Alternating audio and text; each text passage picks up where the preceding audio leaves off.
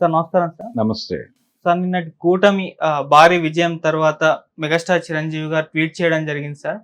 So గాయపడిన ఏపీని గాడిన పెట్టండి అని చెప్పేసి కూటమికి ఒక అడ్వైస్ ఇచ్చినట్టుగా మనకు తెలుస్తుంది. కంగ్రాచులేషన్స్ చెప్తూనే. సో ఆయన ట్వీట్ పైన మీ ఒపీనియన్ ఏంటంటే ఇది ఒక జగన్ గారికి కౌంటర్ వేసినట్టుగా కూడా కనిపిస్తుందని కూడా కొంతమంది విశ్లేషకులు అయితే అభిప్రాయపడుతున్నారు సార్. జగన్కి కౌంటరే కదా. జగన్ ప్రభుత్వంలో ఉండగా ఆయన చాలా వినమ్రంగా వ్యవహరించాడు. ఆ టైంలో కూడా తన ఎన్డీఏతోనే ఉన్నాడు. సోము వీర్రాజు గారు చిరంజీవి గారి సలహా సంప్రదింపులు లేకుండా అడుగు ముందుకు వేయలేదు ఆయన ఉన్నంతకాలం ఇన్ఛార్జిగా ఏపీ బీజేపీకి. పురంధేశ్వరి గారు చేతిలోకి పగ్గాలు వచ్చే నాటికి ఎన్నికలు ముంచుకొచ్చేసినాయి. ఆ తర్వాత ఆ ప్రయాణం అలా కొనసాగింది చంద్రబాబు గారి నాయకత్వంలో. అది పక్కన పెట్టేస్తే భారతీయ జనతా పార్టీతో చిరంజీవి గారి ప్రయాణం చాలా కాలంగా కొనసాగుతోంది. అందులో భాగంగానే ఆయన్ని ప్రత్యేకంగా మోడీ గారు 2 సార్లు కలిశాడు. ఒకటి అల్లూరి సీతారామరాజు విగ్రహావిష్కరణకు పిలిచి మాట్లాడాడు ఆయనతో.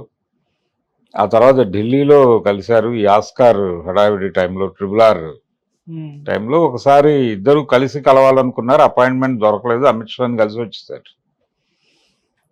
ఇలా బీజేపీతో చాలా సన్నిహితంగానే ఉంటున్నాడు ఆయన. అందులో భాగంగానే మొన్న కిషన్ రెడ్డి గారి వీడియోలో కూడా ఆయన ఎన్డీఏ గెలవబోతోంది అని ముందే చెప్పాడు. తొందరపడి ముందే కూశాడు అని అన్నారు. కానీ ఆయన అంటే కిషన్ రెడ్డి గారు అడిగాడు ఈయన్ని, మీరు ఆఫీస్కి వస్తానని వచ్చి కలుస్తానని అన్నారు, కలవలేదు అన్నాడు. అంటే రేపు ఎన్నికలు అయిపోయిన తర్వాత ఎలాగో మీరు మీ ప్రభుత్వమే వస్తుంది కదా, మీరు అదే ఆఫీస్లో కూర్చుంటారు కదా, అప్పుడు వచ్చి కలుస్తానన్నాడు ఈయన. అంటే ఎన్డీఏ గెలుస్తుందని చెప్పకనే చెప్పాడు ముందే. సో ఆ మేరకు ఆయనకి అంటే కాంగ్రెస్ పార్టీలో మెంబర్షిప్ ఆయన వదులుకోవాలా, ఇంకా రిజైన్ చేయలే.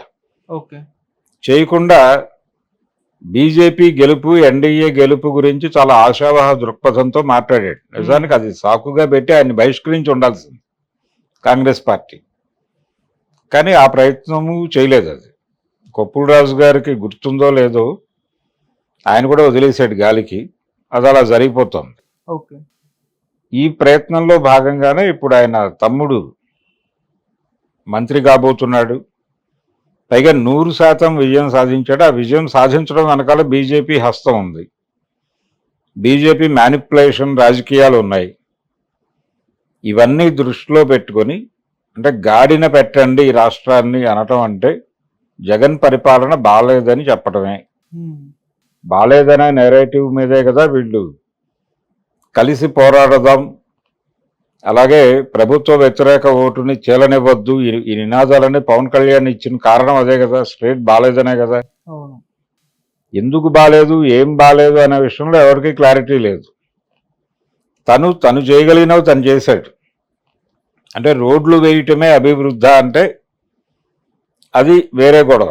రోడ్లు ఒకటే కాదు కదా, ఆయన స్కూళ్ళు బాగు చేశాడు, ఇంగ్లీష్ మీడియం చదువులు చెప్పించే ప్రయత్నం చేశాడు, పోర్టుల నిర్మాణాలకి కలిసి వచ్చాడు వాళ్ళతో, కేంద్ర ప్రభుత్వంతో సహకారం తీసుకుని అక్కడ ఉపాధి అవకాశాలు చూపించాడు. ఇవన్నీ జరిగినాయి కదా. ఇప్పుడు ఉద్దానం లాంటి ప్రాంతంలో ఆయన చాలా ప్రాంతాల్లో మెడికల్ కాలేజీలు తీసుకొచ్చాడు. 17 పైగా ప్రైవేట్ రంగంలో మెడికల్ కాలేజెస్ వచ్చినాయి. ఇదంతా అభివృద్ధే కదా. దీన్ని అసలు చెప్పుకునే ప్రయత్నం వాళ్ళు చేయలేదు, వీళ్ళు పట్టించుకోలేదు. ఒక విచిత్రమైన ధోరణిలో జరిగింది మొన్న ప్రచారం మొత్తం కూడా. ఆయన నెరేటివ్లో ఆయన వెళ్ళిపోయాడు జగన్మోహన్ రెడ్డి.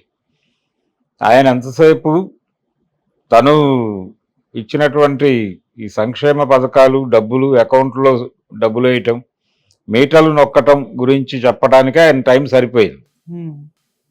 అయితే ఒకటి వాస్తవం, జగన్మోహన్ రెడ్డి చేసిన ఒక మిస్టేక్ ఏంటంటే ఆయన ఎవరికి యాక్సెస్ ఇవ్వలా, ఎవరిని కలిసే ప్రయత్నం చేయలేదు మొదటి నుంచి. అంటే ఆయన ముఖ్యమంత్రి అయిన మరుక్షణం తనకంటూ ఒక సర్కిల్ గీసేసుకుని దానిలో సెటిల్ అయిపోయాడు. అది కొంత బ్యాడ్ చేసింది ఆయన. కార్యకర్తలకి దూరం అయిపోయాడు, క్షేత్రానికి దూరం అయిపోయాడు. ఆయన ఎన్నికలకి ముందు ఓ సంవత్సరం ముందు నుంచి బయటకు రావటం మొదలుపెట్టాడు. ఉమ్, అప్పటి వరకు ఆయన్ని కలవటం అనేది చాలా కష్టతరమైన వ్యవహారంగా మారిపోయింది. గుంటూరు జిల్లా వైఎస్ఆర్సీపీ అధ్యక్షుడు నాకు ఒకసారి ముఖ్యమంత్రిని చూపించండి అని బహిరంగ వేదిక మీద బతిమాలుకోవాల్సిన పరిస్థితి కల్పించాడు ఆయన. దాని ప్రభావం కొంత ఉంది. ఓకే. అంటే రాజశేఖర రెడ్డి కూడా రోజు ప్రజలతో కలిసేవాడు. దర్బార్ అని జరిగేది సీఎం క్యాంప్ ఆఫీస్లో. ఉమ్, పొద్దున్నే 11 వరకు జనాన్ని కలిసేవాడు ఆయన. జనాన్ని కలవకుండా, నాయకుల్ని కలవకుండా, ఎవరిని కలవకుండా బైపాస్ చేసి వీళ్ళందరినీ బైపాస్ చేస్తూ కదా వాలంటీర్ వ్యవస్థ పెట్టింది. ఆ తాలూకా సఫరింగ్ ఉంటుందిగా వీళ్ళందరికీ, కార్యకర్తలకి, అలాగే గెలిచిన ఎమ్మెల్యేలకి. వాళ్ళు కూడా వాలంటీర్లని అడగాల్సిన పరిస్థితి కల్పించాడు ఒక దశలో. ఇది కొంత బ్యాడ్ చేసింది. ఎంత చేసినప్పటికీ నిన్నటి రిజల్ట్ 11 స్థానాలకు పడిపోయేంత డ్యామేజ్ అయితే కాదు అది. ఓకే. కనీసం ఒక 40-50 అయినా వస్తే గౌరవప్రదంగా ఉండేది. కనీసం 23 వచ్చిన తెలుగుదేశం పార్టీ గతంలో వచ్చిన 23 నెంబర్ కూడా రాలేదు. ఉమ్, ఆ లెవెల్కి పడిపోతుందని ఎవరూ ఊహించలేదు. నిజానికి ఏ సర్వేలు చెప్పలేదు, ఏ ఎగ్జిట్ పోల్స్ చెప్పలేదు. అవును. కానీ జరిగింది నష్టం.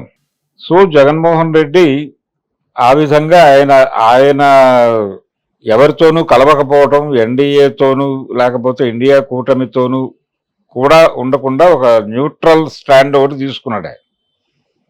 ఆ న్యూట్రల్ స్టాండ్ వలన కూడా దెబ్బతిన్నాడు. ఈ విషయాలన్నీ చాలా స్పష్టంగా మెగాస్టార్ చిరంజీవి గారికి తెలుసు. ఉమ్, అందుకని ఆయన కొంచెం జగన్ పరిపాలనని కొంచెం విమర్శించే ప్రయత్నం చేశాడు. ఇదే నోటితో ఆయన గతంలో జగన్మోహన్ రెడ్డి గారి పరిపాలన బాగానే ఉంది అని మాట్లాడిన సందర్భాలు ఉన్నాయి విజయవాడలో. నిజానికి చిరంజీవి గారికి మొదట పిలుపు వచ్చింది జగన్ నుంచే. అంటే సినిమా ఇండస్ట్రీలో ఆయన నేరుగా చిరంజీవికి పిలుపు ఇచ్చి ఆయన పిలిపించుకుని మాట్లాడాడు. ఆ రోజున రాజ్యసభ లాంటి ఆఫర్ కూడా ఇచ్చే ప్రయత్నం చేశారు చిరంజీవికి. ఆయన సున్నితంగా తిరస్కరించాడు.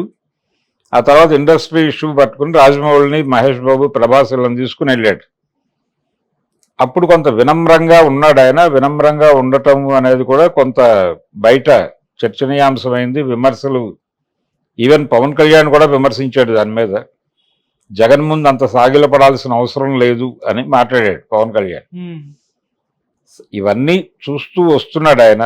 ప్రస్తుతం తను ఎవరితో అయితే ట్రావెల్ అవుతున్నాడో ఆ పార్టీ నాయకత్వంలో, అంటే ఆ భారతీయ జనతా పార్టీ నాయకత్వంలో ఏపీలో ప్రభుత్వం ఏర్పడబోతోంది. అందులో చంద్రబాబు, పవన్ కళ్యాణ్ భాగస్వాములు. ఇక్కడ చంద్రబాబు కీలకమే అయినప్పటికీ ఆయన దాన్ని కాషాయ ప్రభుత్వంగానే చూడదలుచుకున్నాడు చిరంజీవి. ఓకే. అందుకని ఆ తరహా పిలుపునిచ్చాడు. బాబు, మీకు కేంద్రం మద్దతు ఉంది, కేంద్రంలో కూడా మన కాషాయమే ఏర్పడబోతోంది. కాబట్టి ఎంజి రామచంద్రన్ ప్రస్తావన తరచూ చేస్తున్నారు ఈ మధ్య. పవన్ కళ్యాణ్ ఈ బ్యాచ్ ఎందుకు చేస్తున్నారు అంటే ఎన్టీఆర్కి ఎంజీఆర్కి ఒక తేడా ఉంది. ఎన్టీఆర్ కేంద్రంతో రోజు గొడవ పడేవాడు. ఎంజీఆర్ కొంచెం కేంద్రానికి అనుకూలంగా ఉండి పనులు నడిపించుకునేవాడు. ఉమ్, సో ఎంజీఆర్ని ఆదర్శంగా తీసుకోమనే మాట బయట వస్తోంది ఓకే. చర్చలోకి. అదే నిన్న చిరంజీవి గారు కూడా చెప్పాడు. కొంచెం కేంద్రంతో సానుకూలంగా ఉంటూ పనులు జరిపించండి, కాస్త అభివృద్ధి అంటే వీళ్ళ నేరేషన్లో అభివృద్ధి అనేది చేయమని ఒక ఆశావహ దృక్పథంతో మాట్లాడి తమ్ముడిని ఆశీర్వదించి అతనికి ఒక ప్రామినెంట్ పదవి, అలాగే అతని పార్టీకి ఒక ప్రామినెన్సు దక్కితే చాలు అన్న మూడ్లో వ్యవహరించాడు ఆయన. ఆయనకి ఎలాగూ ఆయన పనులు జరుగుతాయి. ఉమ్, ఆయన కేంద్ర ప్రభుత్వంతో సన్నిహితంగా ఉండటం వల్లనే మొన్న పద్మ విభూషణుడు అయ్యాడు ఆయన. అవును. ఇదే ఊపు కొనసాగించి ఇంకో 2 ఎన్నికల్లో సహకరించి ఆయన భారతరత్న కూడా తీసుకోగలడు నిర్మోహమాటంగా. సో చిరంజీవి విజయం కూడా ఇది. ఓకే. ఆయన చాలా క్లియర్గా ఎన్డీఏ గవర్నమెంట్ వస్తుందని చెప్పాడు. చాలా స్పష్టంగా బీజేపీ అభ్యర్థులకు వీడియోలు చేసి ప్రచారం చేశాడు. తమ్ముడు కాబట్టి జనసేనకు కూడా చేశాడు. జనసేనలో మిగిలిన వాళ్ళకి చేయలే, పవన్ కళ్యాణ్కి మాత్రమే చేశాడు. అందులో ఆయన చాలా టార్గెట్ ఓరియంటెడ్గా చంద్రబాబు గురించి పొగుడుతూ ఒక మాట లేదు, జగన్మోహన్ రెడ్డిని తిడుతూ ఒక మాట లేదు. కేవలం పవన్ కళ్యాణ్ గురించి మాత్రమే, అది కూడా రాజకీయాలకు అతీతంగా మాట్లాడాడు చాలా ప్రాక్టికల్గా. ఒకవేళ ఏ ఈక్వేషన్ బెడిసి జగన్ వచ్చేసినా ఈ వీడియో అంటే గతంలో ఒక అనుభవం ఉంది ఆయనకి. ఆయన సినిమా వాల్తేరు వీరయ్య 200 రోజులు ఆడిన సందర్భంగా ఆయన మాట్లాడుతూ, మా సినిమా వాళ్ళ మీద పిచ్చికి మీద బ్రహ్మాస్త్రం వేసినట్టు మా మీద పడతారు ఎందుకంటే, మీరు అక్కడ ఏదైనా డెవలప్మెంట్ చేయండి అన్న దూరంలో మాట్లాడాడు జగన్ ఉద్దేశించి. అది కొంచెం బూమరాంగ్ అయింది. చిరంజీవి మీద అటాక్ జరిగింది, ట్రోల్కి గురయ్యాడు ఆయన. అది ఆయన బుర్రలో ఉంది.